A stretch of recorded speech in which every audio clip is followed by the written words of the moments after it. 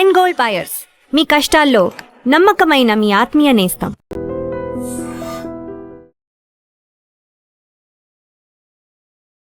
ప్రేక్షకులందరికీ నమస్కారం. ఈరోజు మనతో పాటు ప్రముఖ ఆధ్యాత్మికవేత్త డాక్టర్ రాజన్ నంబూద్రి గారు ఉన్నారు. గురుగారితో మాట్లాడదాం. నమస్కారం గురుగారు. నమస్కారం అమ్మా. గురుగారు, చిన్న పిల్లలప్పటి నుంచి అంటే ఇప్పుడు కాలంలో టబ్బుల్లో ఇలా స్నానం చేపిస్తున్నారు. మామూలుగా అయితే చిన్న పిల్లల నుంచి కూడా అభ్యంగన స్నానాలు చేస్తూ ఉంటారు.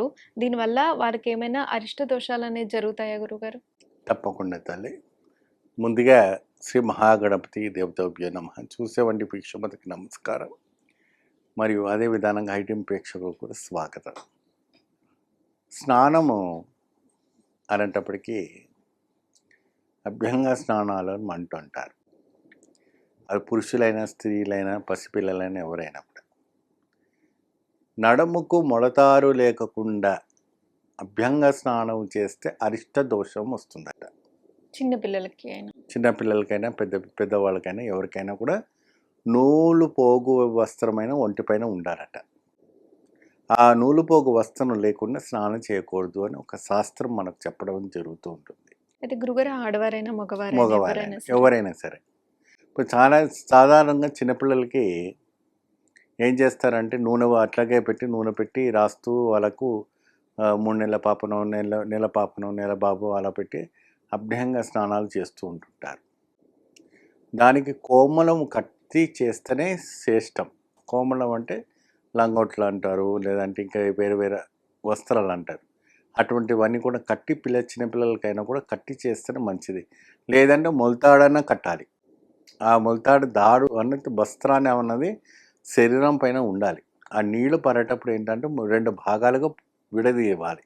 శిరస్సు నుంచి కడుపు దాకా ఒక భాగము, కడుపు నుంచి కింది నుంచి పాదాల దాకా ఒక భాగం, 2 భాగాలుగా మనకు వికరించబడుతుంది ధర్మశాస్త్రాలు, మనకు సనాతన ధర్మంలో. కాబట్టి పురుషులైనా స్త్రీలైనా ఎవరైనా కూడాను అభ్యంగ స్నానం చేయకూడదు. వస్త్రధారణ వేసుకొని చేయాలి. వస్త్రం అంటే నైటి మీదనే చేసుకోవచ్చండి అని అంటారు, అది తప్పు. అలా కాదు, మీకు అనుకూలమైనటువంటి వస్త్రాలు ధరించుకొని చేయటం చాలా శ్రేష్టం. కొంతమంది నిలబడి చేస్తారు. ఎప్పుడు కూడా నిలబడి చేయకూడదు. అంటే గాడిదలు స్నానం చేసినట్టుగా అంటారు. ఎప్పుడైనా కూడా స్త్రీలైనా పురుషులైనా కూర్చొని స్నానం చేయాలట. షవర్ కింద అయినా సరే, మరి ట్యాప్ కింద అయినా ఒక స్టూలను వేసుకొని కూర్చొని, హిందూ సనాతన ధర్మం ఏంటంటే కూర్చొని చేయాలి, నిలబడి చేయకూడదు. నిలబడి చేస్తే కూడా అరిష్ట దోషమే. కాబట్టి కూర్చొని చేయాలి. అయితే ఇక్కడ స్నానాలు చేసేటప్పుడు ఇదివరకు అయితే మనకు పూర్వం ఒంటికంతా కూడా తైలం పూసుకొని నలుగు పిండి పెట్టి మరియు అనేక రకమైనటువంటి ద్రవ్యాలంతా కూడా ఒంటికి రాచి చక్కగా స్నానం అనేది చేస్తూ ఉంటుంటారు. ఆ చేస్తున్న సమయంలో తలస్నానం చేసి అన్నీ చేసిన తర్వాత మంచిగా చింతబొగ్గు పెట్టి ఉగ్గిలో మైసాచం పెట్టి తలకు పొగ పట్టించేవాడు, సాంబ్రాణి పట్టించేవాళ్ళు. ఆ రోజుల్లో నవాబులు కానీ, మరి పెద్ద పెద్ద మహారాణిలు కానీ, చిన్నపిల్లలు కానీ, ఈ మధ్య కాలంలో అందరూ కూడా మనకు దక్షిణ భారతం సైడ్లో చూసే ప్రతి వాళ్ళు కూడా తలకు సాంబ్రాన్ని పట్టించేవాళ్ళు. ఎందుకంటూ ఎప్పుడైతే కూడా తలస్నానం చేసిన తర్వాత నీళ్ళు అనేది నెత్తిలో ఉండిపోతుందట.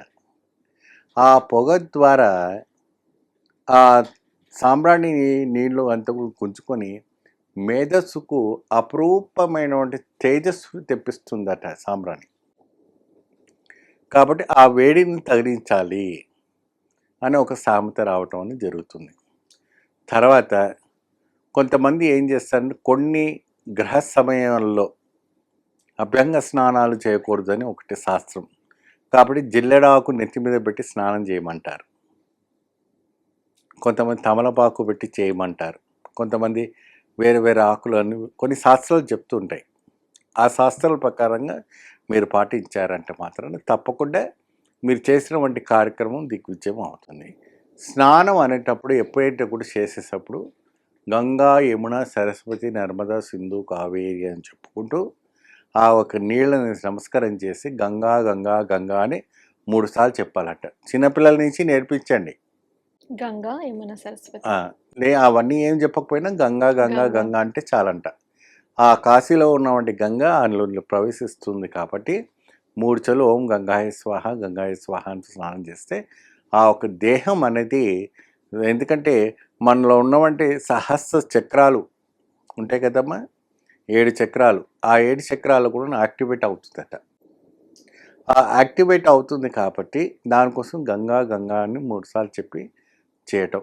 ఆ ఒంటికి చుండుపిండి రాయటం, మగవాళ్ళైనా కానీ ఆడపిల్లలు కానీ ఎవరైనా కూడా చుండుపిండి రాయటం, నలుగు పిండితో స్నానం చేయటం, సీకాయతోని పెట్టుకోవడం, ఒంటి తలకు రాయటం, ఇవన్నీ కూడా చేస్తే ఏమవుతుందంటే శరీరం ఆరోగ్యంగా ఉంటుంది.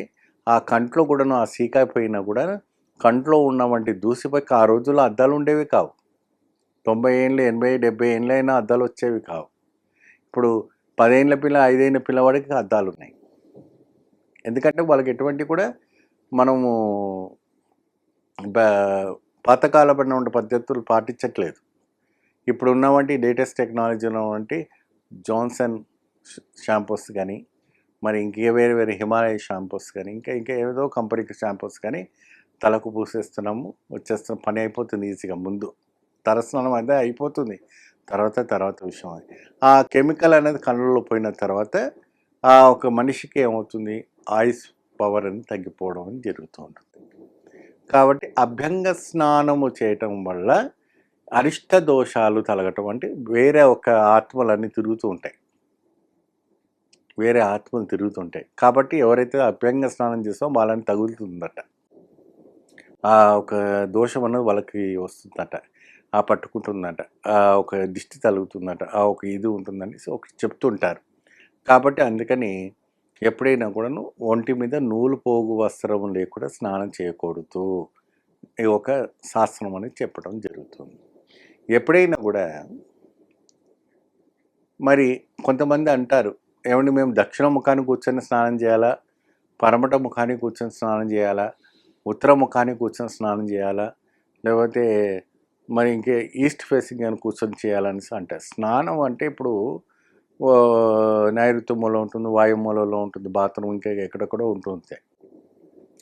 వారి ఒక వాస్తు ప్రకారం చూసి బాత్రూమ్ కడుతుంటారు.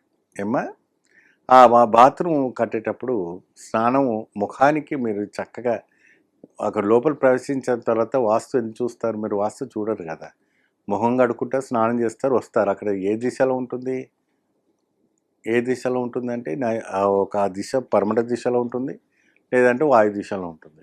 ఆ దిశలో చూసుకొని తూర్పు ముఖాన కూర్చొని స్నానం చేసుకుని రావటం చాలా విశేషం. ఎప్పుడైనా ఏది ఏమైనా కూడా మొత్తం స్నానం ఏ దిశలో ఉన్న స్నానం చేస్తాం, తర్వాత చివరిగా స్నానం చేసిన తర్వాత తూర్పు దిక్కు నమస్కారం చేసుకొని లోపల బయట కాలబెట్టాలి. అప్పుడే దానికి చాలా అపురూపమైనటువంటి ఒక పవర్స్ రావటం అనేది జరుగుతుంది. స్నానం చేయటంలో, స్నానం చేయకముందు ఒక రకంగా ఉంటుంది శరీరం. మీరు స్నానం వచ్చిన తర్వాత అబ్బాయ ఒళ్ళు ఎంత అలకగా వెళ్ళిపోయింది, ఎంత బాధ, మొత్తం బరువు అంతా పోయినట్టుంది అంటారు. ఎందుకు, ఆ దిష్టి ఆ దోషం అంత కూడా మీ శరీరంలో ఉంటుంది. కాబట్టి ఆ గంగా గంగా గంగా గంగా అని చెప్పినటువంటి ఆ నీళ్లు ఆ శరీరం పైన, మనం తలస్నానం పైన పోసుకుంటాం కదండి, అదంతా కూడాను ఆ నీళ్ళలో కొట్టుకుపోతుంది. ఆ నీళ్ళలో కొట్టుకుపోతుంది కాబట్టి శరీరం అలకగా అవుతుంది. గురుగారు, అభ్యంగన స్నానాలు చేయడం వల్ల ఎటువంటి అరిష్ట దోషాలు కలుగుతాయి అనేది చక్కటి వివరణ ఇచ్చారు. ధన్యవాదాలు గురుగారు. నమస్తే. And for more videos, Please subscribe to iDream. Please subscribe to iDream. Please subscribe iDream. And please subscribe to iDream. For more videos, subscribe to iDream. please like, share and subscribe to the channel. Congratulations, iDream. Subscribe to iDream. Subscribe to iDream. So subscribe to iDream Media. iDream ki iDream team andarki huge congratulations. Please subscribe iDream Media. Please subscribe to iDream. Subscribe iDream. Please subscribe to iDream. iDream అంటే నా కళల channel subscribe చేసుకున్న నోరు తిరుగుతలేదు, మీరైతే గంట గుర్తు కొట్టండి. For more such videos, please subscribe to iDream. Subscribe to iDream. Please subscribe to iDream. Please subscribe iDream Media. Please do subscribe to iDream. Please subscribe to iDream Media. For best entertainment and information, please subscribe iDream. And don't forget to subscribe to iDream.